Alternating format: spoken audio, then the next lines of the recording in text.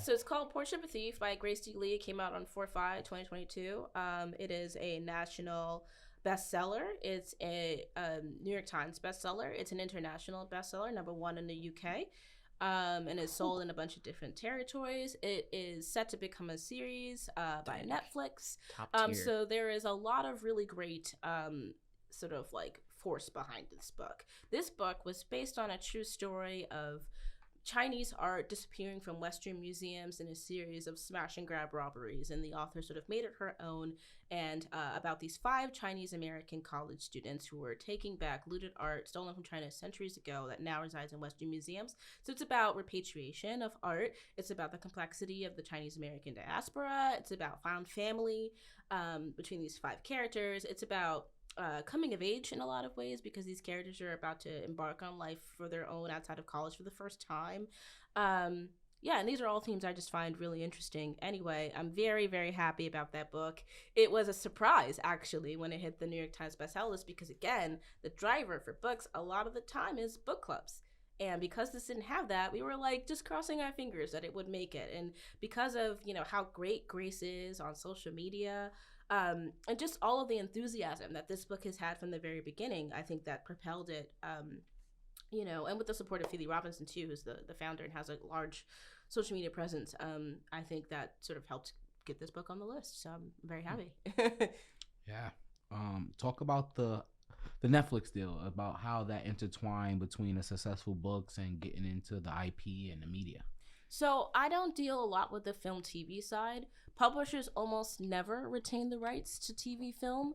That usually falls to the author, and the author usually works with the agent on that. And the agent usually is at a literary agency, and sometimes they have an in-house film TV department. Sometimes they do not, and they have a co-agent that works on that. In this case, she had a co-agent, Steve Fisher, and he worked in conjunction with Hannah and Grace to make sure that, the project got out to all the major sort of like streaming sites and producers and all of that who needed to see the book, who worked in IP.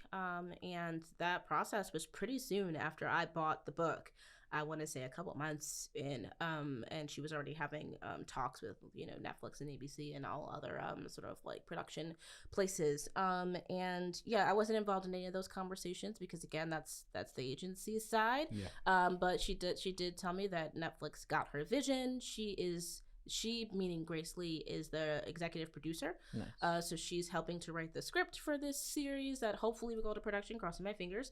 Because you never know. You never know. A lot of people don't understand that just know. because you get a TV deal, It it doesn't may mean it's not gonna happen. never seen the light Exactly. of day. It's a So- lot of moving parts that we won't talk about for Exactly. today's episode. Yeah. So, that's pretty much how it happened. And, Grace and her agent just keep me abreast about what's going on with it.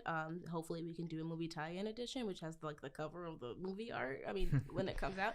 But yeah. And in terms of IP, it's huge right now. If you look on Netflix, almost like all of the new, no, I don't want to say almost, but a lot of the new, things that are coming out of it, series and television shows and movies, they're based on books, and a lot of people don't read the books, but they'll watch the media. But that means that the IP is so valuable because, I mean, if you think about it, we haven't really seen anything new from the entertainment industry that isn't based on books. Original ideas are super hard to fund these days. You know why? Because there's no base for it. If you buy IP, you know that other people are interested in this idea, so they want to see it to execution. And so they've been looking to IP in the book industry for this for a long time, and because they've been successful. And think about the book was a success, and then the TV show just took off. And, they've been continuing all the different streaming sets having this. Like, there's one right now, Severance by Ling Ma, which was turned into a television show that's now on HBO.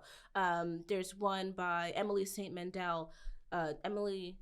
John Mandel, Station 11, which is on HBO.